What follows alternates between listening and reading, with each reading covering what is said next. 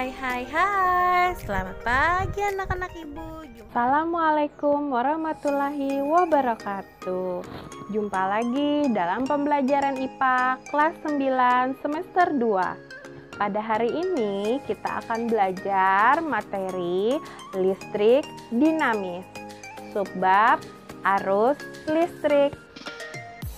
Untuk tujuan pembelajarannya, kita yang pertama siswa mampu menjelaskan definisi arus listrik. Yang kedua, siswa mampu menghubungkan antara muatan, arus listrik, dan waktu. Bagaimana kabarnya anak-anak ibu? Semoga dalam keadaan sehat dan tetap semangat dan selalu menjaga protokol kesehatan. Mari kita simak materi berikut. Kita awali pelajaran kali ini dengan mengetahui apa sih sebetulnya perbedaan antara listrik statis dan listrik dinamis. Untuk mengetahui perbedaannya, adik-adik bisa perhatikan ilustrasi di bawah ini ya. Seperti yang sudah kita pelajari di video sebelumnya, contoh listrik statis adalah mistar yang digosokkan dengan kain wol. Setelah digosokkan dengan kain wol, maka mistar tersebut akan memiliki muatan negatif, sehingga mampu menarik serpihan kertas yang bermuatan positif. Muatan tersebut tidak mengalir atau diam, sehingga disebut listrik statis. Nah, listrik statis tersebut terjadi akibat gesekan dua buah benda.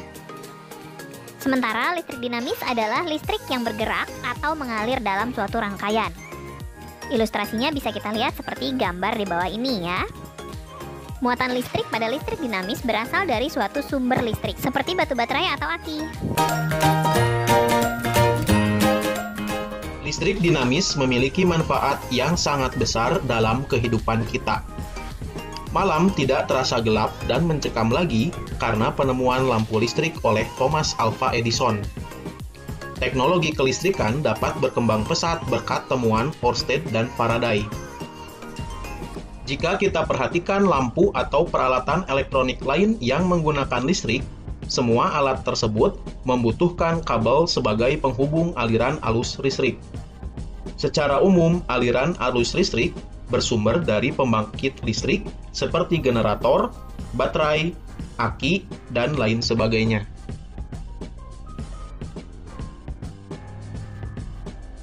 Perhatikan lampu listrik di rumahmu. Ketika kamu menyalakan lampu, tentunya kamu akan menekan saklar yang terpasang di dinding. Jika satu saklar ditekan, maka lampu akan menyala. Tetapi, mungkin lampu di ruangan lain tidak ikut menyala. Atau ketika kamu menekan saklar, ternyata lampu-lampu di beberapa ruangan akan menyala bersamaan.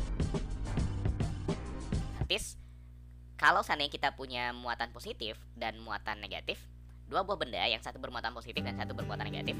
Yang bermuatan positif itu punya potensial listrik yang tinggi. Semakin banyak positifnya, maka potensial listriknya akan semakin tinggi. Sementara yang bermuatan negatif itu memiliki potensial listrik yang rendah. Semakin banyak muatan negatifnya, maka potensial listriknya akan semakin rendah. Ketika keduanya kita hubungkan dengan sebuah penghantar, maka nanti akan terjadi aliran elektron. Oke? Akan terjadi aliran muatan dari yang potensial rendah ke potensial tinggi. Dan muatan yang mengalir itu adalah muatan negatif, dibawa oleh elektron. Nah, arus listrik itu diartikan sebagai jumlah muatan yang mengalir dalam satuan waktu. Kalau kita rumuskan, maka arus listrik itu dilambangkan sebagai I. I rumusnya adalah Q per T.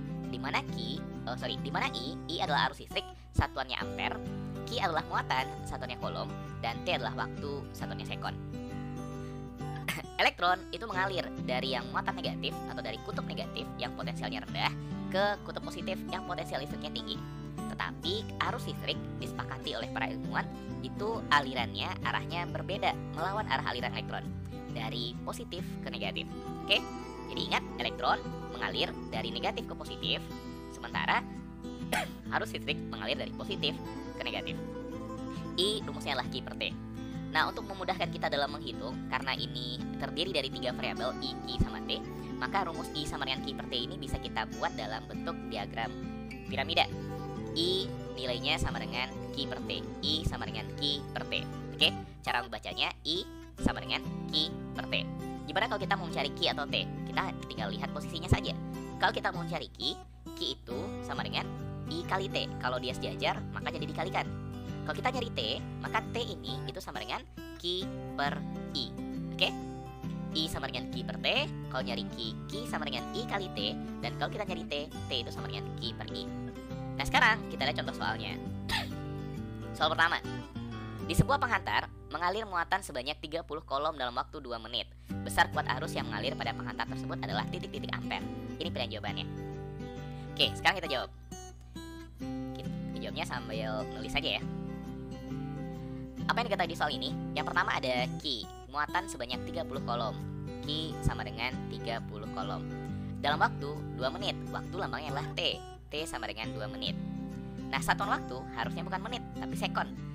1 menit itu 60 sekon. Jadi kalau 2 menit, 2 kali 60 sekon. Maka dapatnya adalah 120 sekon. Yang ditanya apa? Berapa besar kuat arus? Jadi I yang ditanya. Nah, tadi kita udah belajar. Kalau kita mencari I, kalau kita mau nyari nilai I, maka I itu sama dengan Q per T. Oke? I sama dengan Q per T. I nilainya sama dengan Q per T. Berarti sama dengan Q-nya 30, T-nya 120. Maka jadi berapa? 30 bagi 120, nolnya coret, 3 per 12 kita sederhanakan, 1/4 ampere.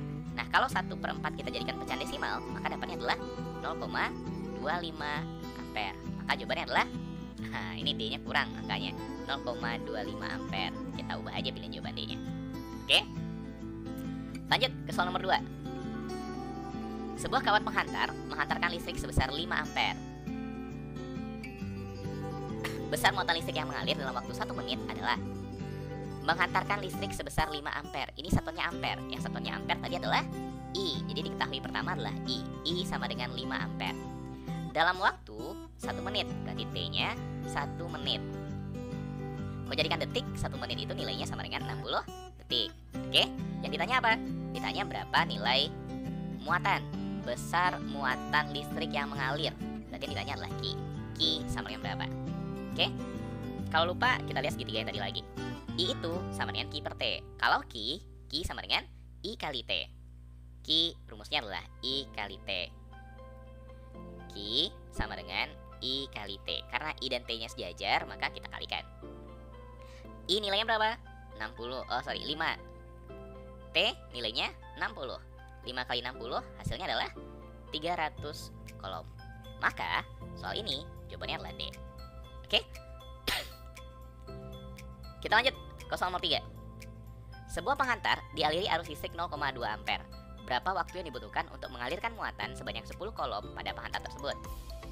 Oke, kita tulis dulu apa-apa aja yang diketahui. Yang pertama, arus listrik 0,2 ampere. Berarti itu adalah I. I sama dengan 0,2 ampere. Berapa waktu yang dibutuhkan untuk mengalirkan muatan sebanyak 10 kolom? Berarti itu adalah Q. Q sama dengan 10 kolom. Ditanya berapa waktu? T sama dengan berapa? Tadi I sama dengan Q per T. Kalau kita nyari Q itu sama dengan I kali T. Nah, kalau kita nyari T, maka T itu sama dengan Q per I. Oke? T sama dengan Q per I. T sama dengan Q per I. Berapa nilai Q? 10. Berapa nilai I? 0,2. Berapa nilai 10 bagi 0,2?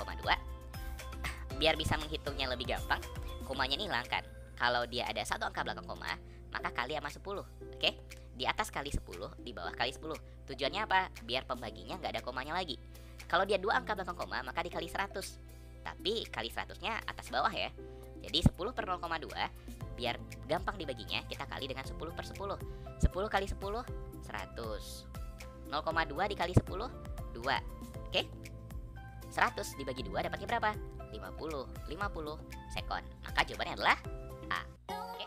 Bagaimana anak-anak ibu? Setelah menyimak pembelajaran tadi, kamu akan melaksanakan kewajiban kamu, yaitu mengerjakan tugas latihan yang akan ibu bagikan pada grup WhatsApp kalian masing-masing.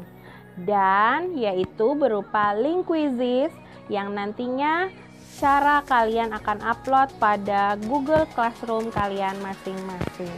Kerjakan dengan teliti dan disiplin dalam mengumpulkan tugas. Terima kasih. Wassalamualaikum warahmatullahi wabarakatuh.